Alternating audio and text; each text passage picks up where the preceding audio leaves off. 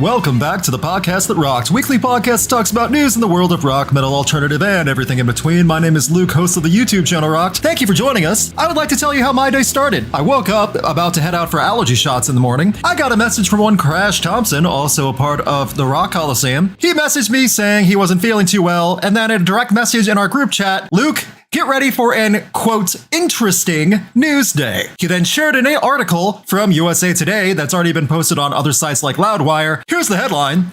Kid Rock allegedly waves gun at reporter, used racial slurs during drunk interview. It's gonna be that type of day. And remember, this is how my day started. First off, Crash, please find better ways to send good morning messages to friends. 2, Kid Rock is absolutely doing all of this for attention, and I will bring this up and wrap it around in a different way after I go over the notes of the interview. Reporter David Peisner visited Rock's home in rural Tennessee outside of Nashville for an article that was published yesterday, May 19th. During the visit, the musician allegedly used racial slurs, particularly the N-word with a hard R, multiple times and waved his gun around at the interviewer, demanding attention and respect for it while laughing.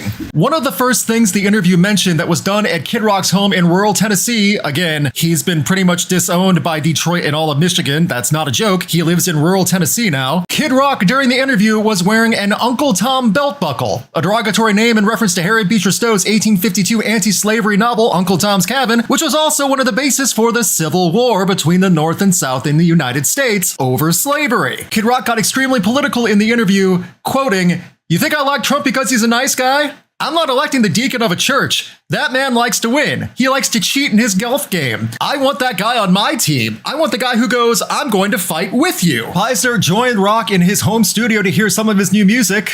I won't make jokes about that. And then the reporter noted that was the moment the interview took a turn for the worse. At one point, the musician pulled out a black handgun from behind the chair and waved it around. Keep in mind, Kid Rock was drunk. Kid Rock then said to the interviewer, "I got a blank gun right here if I need it. I got them everywhere." I had to censor a lot of that. The interview continued talking about the Republican Party is the one that freed the slaves, and then talked about how Trick is the hardest hitting blank in Detroit. Again, I'm censoring because he dropped a racial slur there. He did it several times in the interview. He then asked a favor of the interviewer saying, "Write the most horrific article about me. Do it. It helps me." That was mostly factual stuff from the interviewer of things that did happen. And like it says, allegedly. However, a lot of these are firsthand accounts, and Kid Rock has said many of these things in the past. So a lot of it shouldn't come as a surprise. However, drunkenly waving around a gun, slinging out the N-word, talking about slaves, wearing an Uncle Tom belt buckle,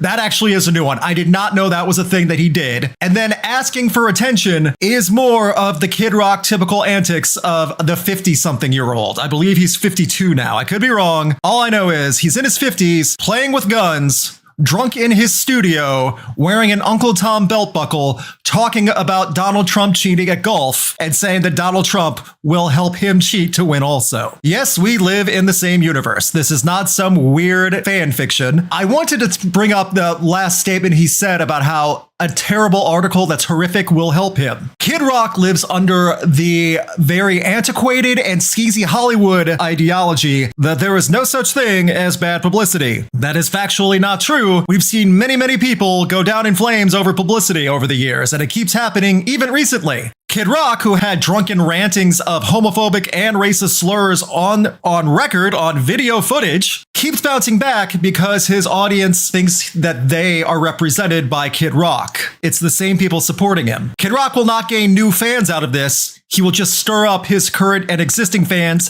through political beliefs, not for his music. Kid Rock, I believe, is smart enough to know now, and yes, call Kid Rock dumb, smart, ha ha ha. Kid Rock realizes he cannot make anything off his current and new music anymore. His recent album that dived into different genres did terribly sales-wise. Streaming fell flat after a month. Recent tour plans did not go as predicted as well, as many venues actually canceled out on tour dates, and he's only done very few. He has more plans for touring this year along with new music. However, we'll wait and see as the 2024 election is coming up and things might get muddied or delayed, as Kid Rock is very involved in politics, and I'll just leave it at that. Kid Rock wants the attention. He just doesn't realize he's not getting any more attention than he already had, and the attention he's getting will not help him like he thinks it does. It'll only stir up a very isolated and distinct group of racist and old-time fans who refuse to acknowledge what Kid Rock is doing. Kid Rock is a politician in music. He is playing the game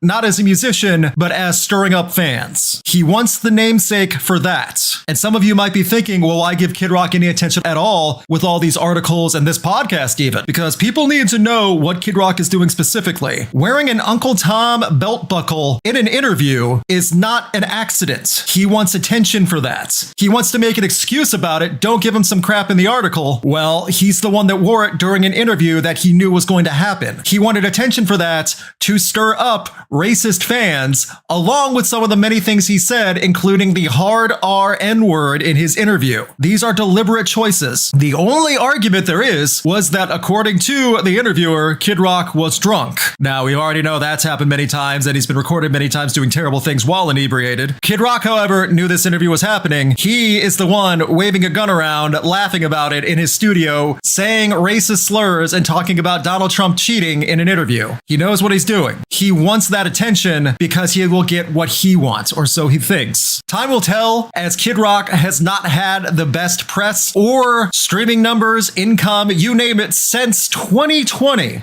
Since the last time he was in the news for all this mess. Hopefully some people put the pieces together and realize now that the election swing is coming up in the United States, Kid Rock is timing this all very deliberately. As I and many of my peers have said, don't listen to Kid Rock. That is what will hurt him most. That and having his liquor license taken from his restaurants who have had to be shut down many times over the past few years. That honky tonk in Nashville isn't much of a honky tonk because they can't keep the doors open for too long without someone doing something stupid, including Kid Rock himself.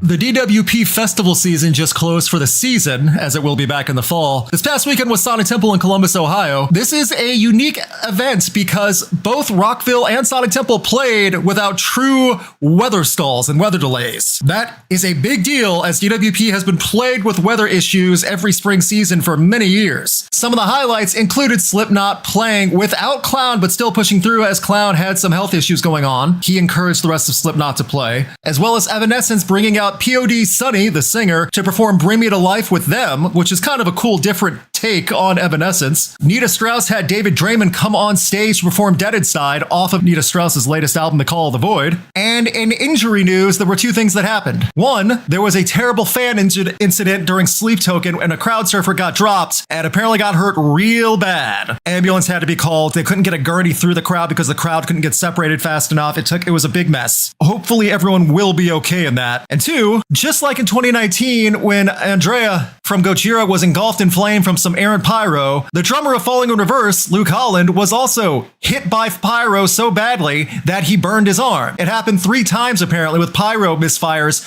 during Falling in Reverse's cover, during Falling in Reverse's set. Make all the jokes you want. I don't want people to be hurt by burnt alive as an effigy. One of the biggest shockers, and I will share this on rock.net with the podcast post, the Misfits closed out one of the nights and over half the crowd, well over half, said, let's call it a night early. The small amount of people remaining to see the headliner of Sonic Temple for the Misfits headline was shocking. This is what the opening of a local concert looks like without people getting there on time. It turned out in Columbus, Ohio, no one really wanted to see the Misfits in 2024. Those are expensive tickets. And people said, nah. Hopefully things bode better for No Values Festival in San Diego later this year, as well as other performances the Misfits have planned. In some interesting statistic news, also from Loudwire, they posted an article asking about the 60 rock and metal songs with over 1 billion streams. The most interesting fact about this is the bands with the most billion song streams, at 5 each, are Queen and Arctic Monkeys. Very believable, Queen having 5 songs with over 1 billion streams. Arctic Monkeys, the tie for number 1 with Queen, is not a band I would have even guessed to have 1 billion songs on one song, let alone 5. This was a list compiled of only rock bands and solidified rock bands. Pop rock bands or alternative things like Coldplay, Maroon 5, they were not counted. And metal bands, also like the heavier stuff, not counted either. This is rock bands old and new. Queen and Arctic Monkeys beat out bands like AC/DC, Aerosmith, many others, including the Beatles. All I can say is, good for Arctic Monkeys. That is a big accomplishment. You can find the full article on Loudwire talking about it. Many bands on here that are actually pretty impressive that actually have over 1 billion streams on one song. Creedence Clearwater Revival have a couple. The Eagles have one. Evanescence has one. So does Blink-182. Linkin Park has 2. It goes on and on. Green Day, Foo Fighters, Guns N' Roses. Check it out. Worth seeing what got over 1 billion streams. Let me know what you think. By the way, nothing against Arctic Monkeys. I'm just saying, wow. Over every other band, they're tied for the most. That's pretty impressive. Freddie Mercury is good company to have on a list like that.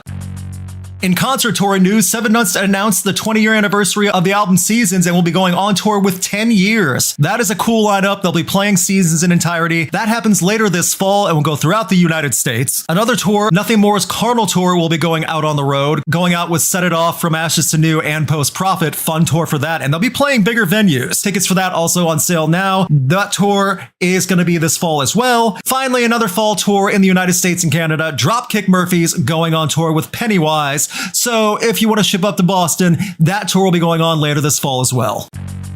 Coming up on Rocked is a video talking about 10 more great collaborations in rock and metal. A follow-up to the top 10 list I did in 2019. This one's just an addendum, 10 more songs not ranked. Well, these will be good ones too, ones that I actually listen to and enjoy. You can check that out soon this week on the YouTube channel Rocked, along with many other things. Patrons will get their How Did I Miss This episode at the end of the month. I have some more surprises coming, including a live stream with another YouTuber and Twitch streamer. Hopefully you'll check that out. Follow the socials when we make the announcement and update. It'll be the first of a few that I'm hoping to do this summer. Thank you guys for checking it out. You can check out the YouTube and everything else going on. Please support on Patreon and YouTube membership. Just $2 a month goes a long way to help the channel. Big thanks to my patrons, Chris Doman, Mars Hunter, Dom Noble, and Brandon Bruce. Thank you guys again for hanging out. And remember, Kid Rock makes deliberate choices for attention. Not all attention is good. Whatever you do, make jokes, retweet stupid shenanigans, laugh at them, but don't listen to Kid Rock.